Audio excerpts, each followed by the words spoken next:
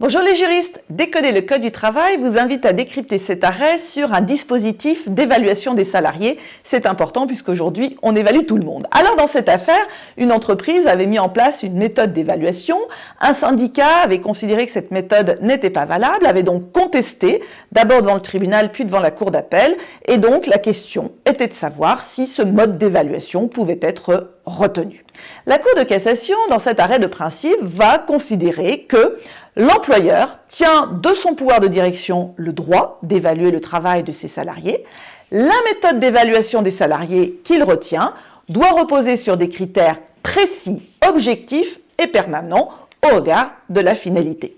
Alors il faut constater que la Cour de cassation confirme le pouvoir de direction de l'employeur et à ce titre, l'employeur peut évaluer les salariés. Il faut bien admettre qu'il y a depuis plusieurs années une construction jurisprudentielle sur les critères d'évaluation. La Cour d'appel a par exemple pu considérer que le courage n'est pas un critère objectif.